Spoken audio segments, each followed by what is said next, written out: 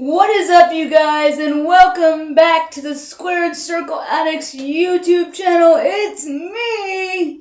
Why am I pointing at you? It's me! Your buddy Nessa, better known as GreatLove91 on Twitter and on Instagram. Now, I know that it has been a pretty long time since I've posted a video on this channel, and I know I say this quite often, so it can be a bit tiring, but, you know, I'm trying to get better at posting regularly. Hopefully that'll change in 2021. By the way, Happy New Year, guys. Really hoping that this year is better than what last year was, but I think, in truth, the only way that we can make it better is if we strive to be better. Anyway, the reason why I'm making this video today is because a few days ago, for those of you who follow me on Twitter, and for those of you who don't, you totally should, because then you miss out on things like this. The other day on Twitter, I posted a question, basically, and said, how many of you would like to know how I got my nickname, General V? It's something I use on Twitter, it's something I use on Facebook. Some of my friends call me it because they know what it signifies. And of course, I said that I would only tell this story if Shayna, the Queen of Spades Baszler, gave me permission herself, and she went ahead and liked the tweet. So basically, I took that as a yes. I could tell the story. Plus, the overwhelming amount of votes that came in as a yes made me realize that I had to tell the story, because it's just something that I've been wanting to share for a while. It's just I didn't necessarily know how, because there's so much involved in how I became General V. So I'm going to try to talk as less as possible, just because I know that if I say it in all the detail, that it'll be like a freaking 40-minute video. No one wants to sit through that. So I'm going to try to condense it as much as I can. So let's start off in 2013, right? There's a show called The Ultimate Fighter. At that time, I wasn't a fan of MMA at all. I was just like pro wrestling diehard. I mean, I still am. But MMA wasn't on my radar. In fact, I never really understood it. Every time I would watch it, it would be like a lot of ground game between the males. And I would just be like, this is just, it seems so boring and stupid, and I don't know.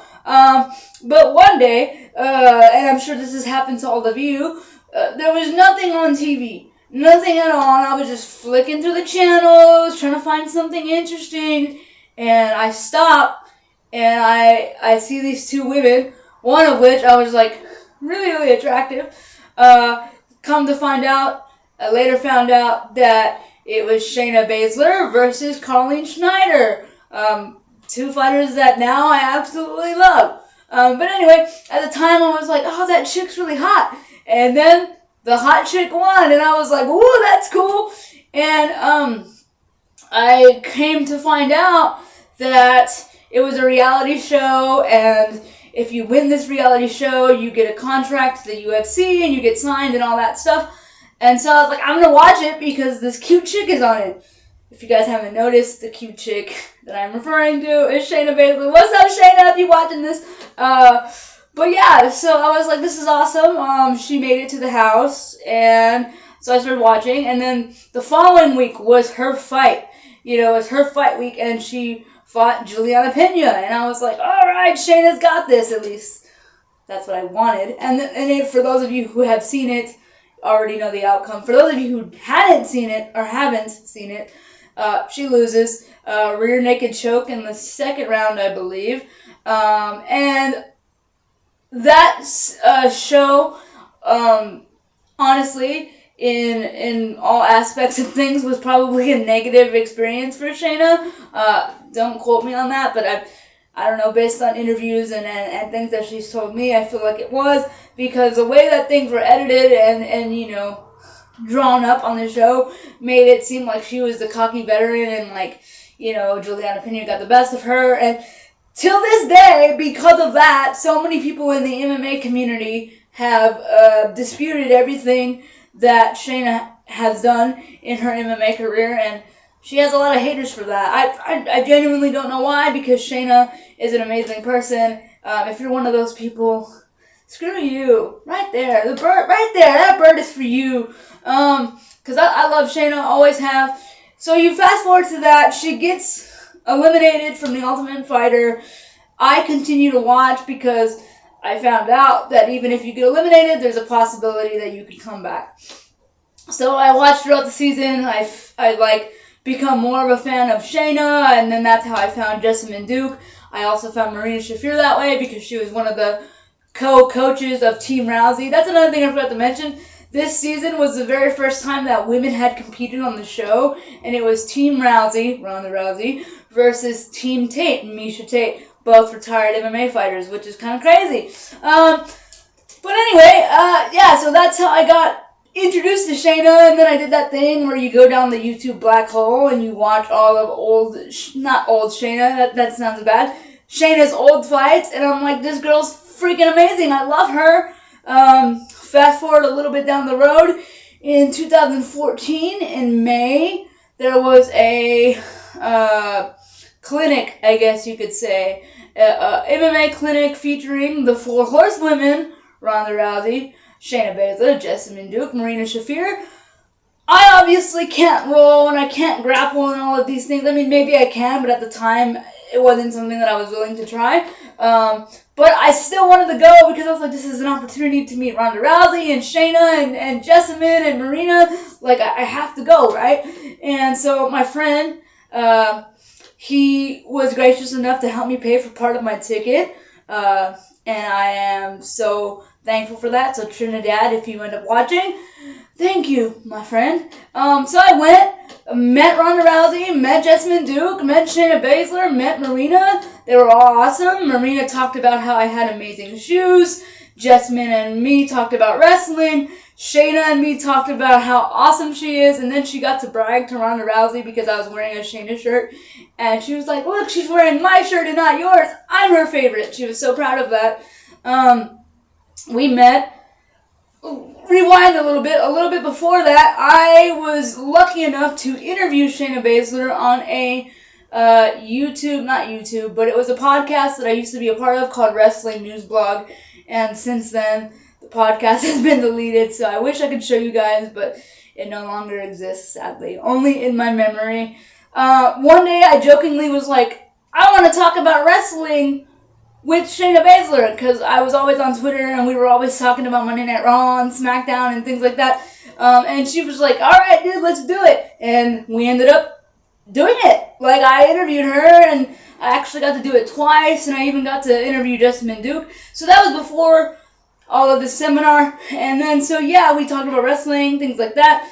That was my first time meeting them, and it was great, and, shortly after that, that's when Shayna started her Twitch channel, and Jessamyn also had started hers, and it was like every Monday night after Raw, and we would just talk, and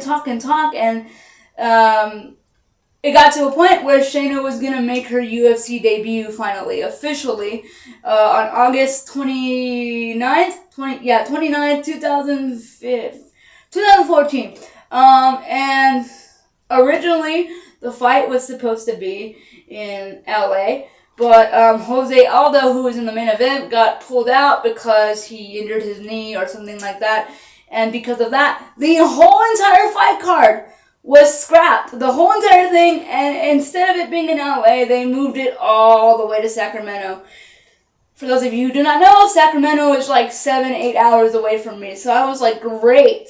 It was supposed to be in LA, and now, which was like an hour away, or at the time it was an hour away. Now it's literally like 30 minutes away. But anyway, I was angry because I was like, great, now I can't go to this fight. I'm so upset. I had already bought my ticket and everything. I was so down. I was like, I'm going to watch my favorite fighter make her UFC debut. It got pulled out from under me. But then my awesome former economics and government teacher from high school was like, hey, if you could figure out a way to pay for your room in a hotel and your portion of gas money, let me know, and I'll take you to see Shayna Baszler make her UFC debut. So at this point, I needed money for a new ticket because they didn't, like, swipe them out, which is really stupid. But I needed money for a new ticket, I needed money for a hotel, and I needed money for food and for gas and all of those travel expenses. So what do? I went as far as to sell, at the time, all the WWE memorabilia that I had, which was a signed AJ Lee action figure, a signed CM Punk 8x10, a signed John Cena 8x10, and a bunch of my CM Punk shirts and my AJ Lee shirt, and I made about, close to $200. I probably could have made more, but they were used things, and I didn't want to sell used things for a huge amount of money. Except for, the action figure and the signed stuff. But anyway, I made, $200. So I was like, alright, cool, I got enough. I have my ticket. I have the money for the ticket already, and then this will be my gas money hotel, because it was only supposed to be for, a day and a half anyways. So, yeah, it happened. Me and my teacher, Mr. McMillan, if you're watching this, hello, shout out to you. You are amazing. And my brother, basically, he's my brother. He's my brother from another mother. My friend John. So me, John, and Mr. McMillan, take the drive to Sacramento.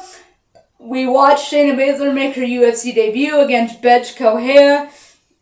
Unfortunately, it didn't go the way I wanted. I remember crying and hyperventilating. This is a true story.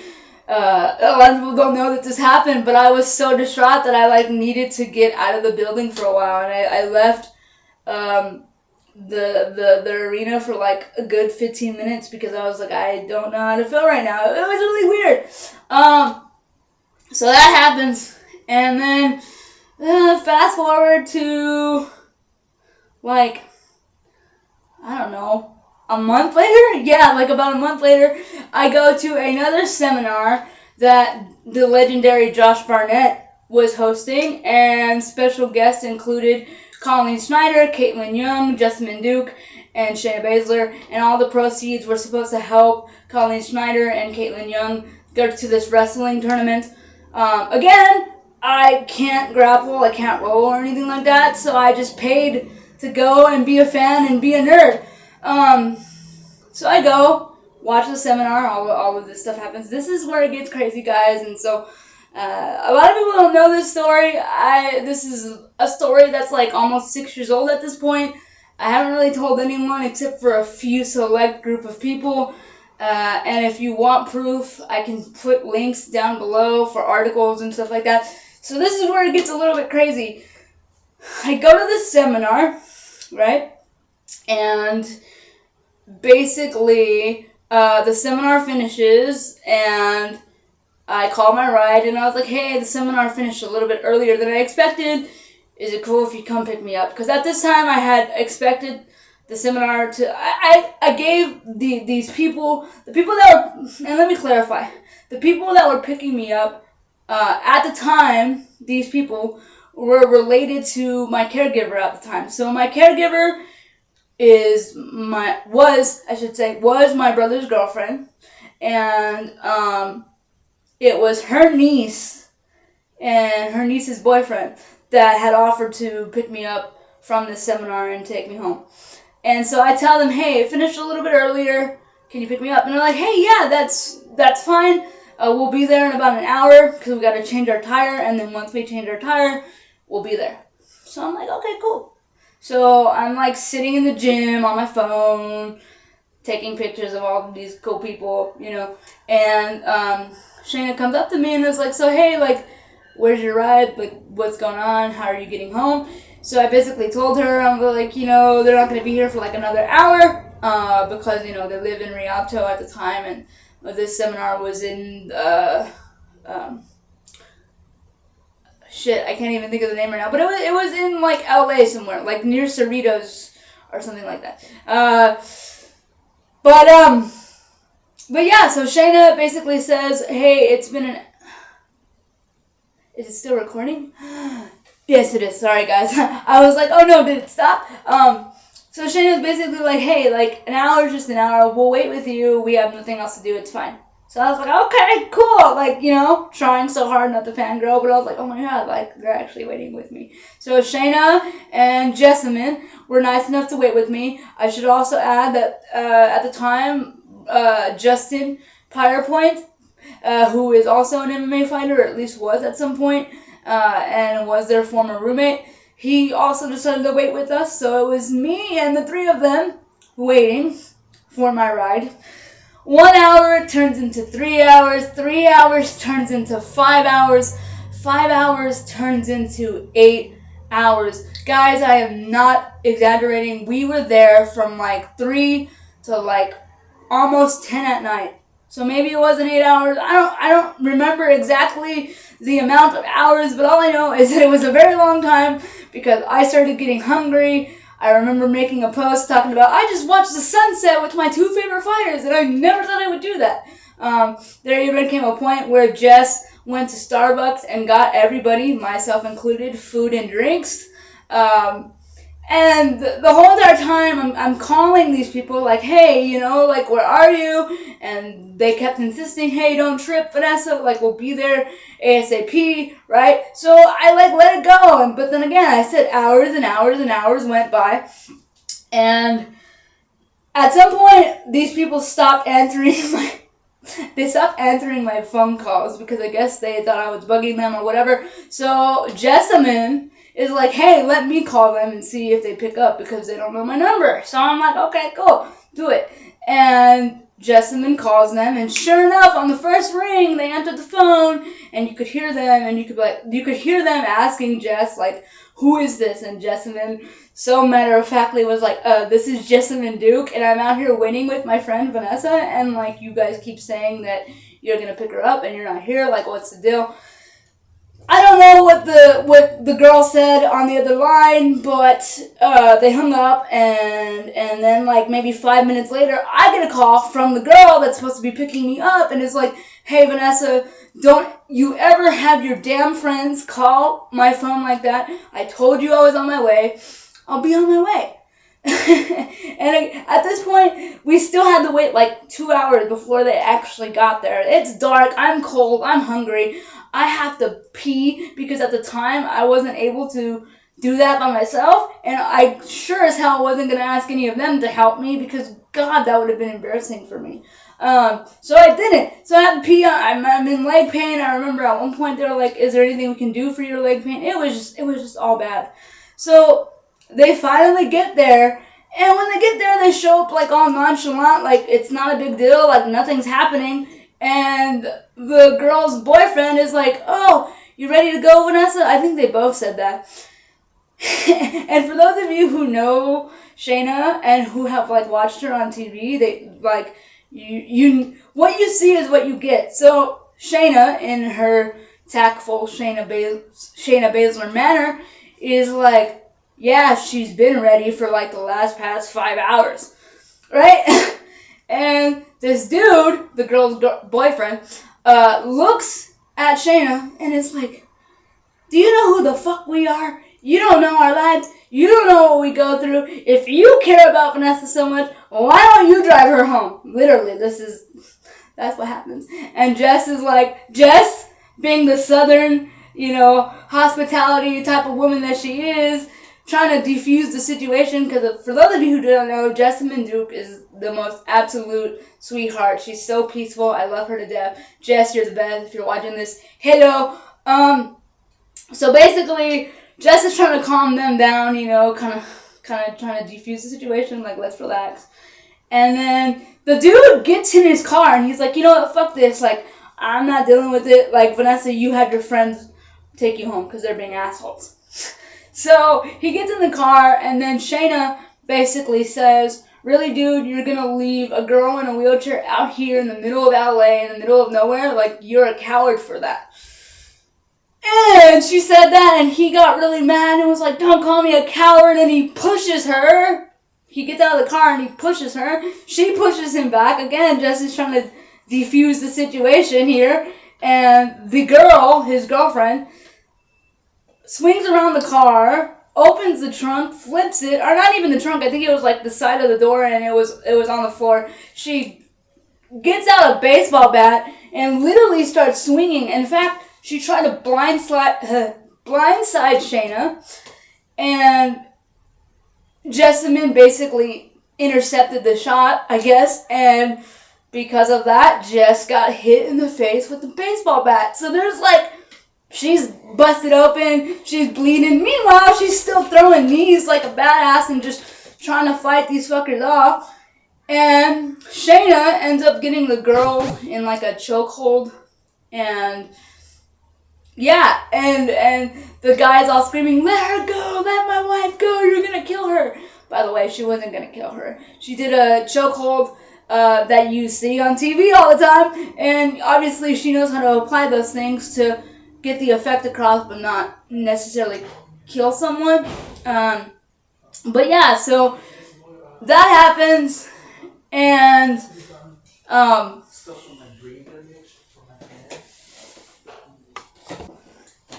so basically, she chokes this chick out, and this guy's crying and screaming, and Shayna lets her go, and these two cowards basically get in their car and just like drive off, and that's it. They leave their weapon there, whatever.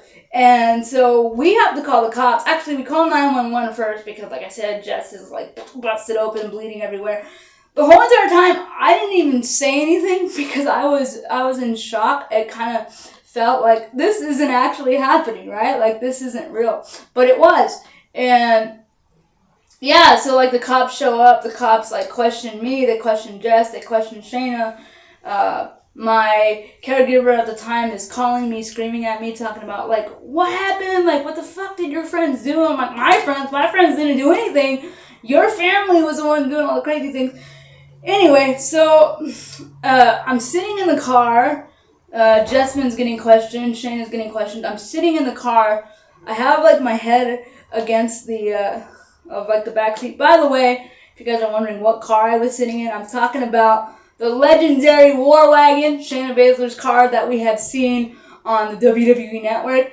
But back then it didn't have all the bells and whistles that it does now. But anyway, I've been in that car because at one point they were like, screw it, we're just going to take you home. But the cops advised against it because of like what happened. And plus, Jess had to go to the hospital to get stitches. But anyway, I'm sitting in the car crying my eyes out because I'm just like, I don't know what the fuck is going on. Basically, Jess notices that I'm crying. And she is like, hey, Vanessa. She's outside of the car, by the way. Like, a few feet away from me, I'm in the car, but the windows are rolled down. And she's like, hey, Vanessa. She's like, don't cry. She's like, I would take a baseball bat to the head any day for you. And if that's not love, I don't know what love is. And, of course, I felt a lot better. And bromate, Justin, also was talking to me. And he was like, I hope we didn't make your situation at home worse because they already knew it was kind of bad. And I was like, no, like, it's fine. Like, this is not your fault. You guys have nothing to be sorry about. And then, so I'm sitting there, and then Shayna comes to me in the car, or next to me in the car, and she, like, sticks her hand through the roll-down window, and, like, she takes my hand in hers, and she's like, you know that nothing tonight is your fault, right? Like, we chose to do this. It's fine. Like, we would do it again anytime. And she was like, what is the number one thing about the Queen's Army? And I said, loyalty. And she's like, yeah, that's right. She's like, you're loyal to me. I'm loyal to you. I got your back always. And thus, General V was born. Ever since then, I have been called that name. People on Twitch kind of started rolling with it prior to that, but this is kind of what cemented it. I even have a book called Wizard's First Rule, which is Shayna's favorite book that was sent to me by a mutual friend of ours, and Shayna actually signed it, and at the time I had just moved from Rialto to Sylmar, because at that point I realized that I didn't want to be surrounded by people that were related to the people that did this to my friends. So I was having a really rough time with the move and everything, and Shayna writes on the book, to General V, do not focus on the problems, focus on the solution, which is a quote from the book. I would show it to you guys, but it's all the way up in my closet, and I can't reach it right now. But I promise you, it is true. It does exist. I could show you the signature a little bit later, hopefully, and I'll post it on Twitter or Insta. So be sure to be following me there. But yeah, I mean, that's basically the story. in a very, very condensed version, even though this video is almost like 30 minutes long. I hope you enjoyed it, I guess. But that's how I got the name General V. And yeah, like I said, I'll post links to the article down below so you can read them if you want. And yeah, guys, take care, stay safe, but most importantly, stay addicted to the squared circle. And as always, feel free to follow me at GreatLove91 on Twitter and Instagram. General V out. Later, guys.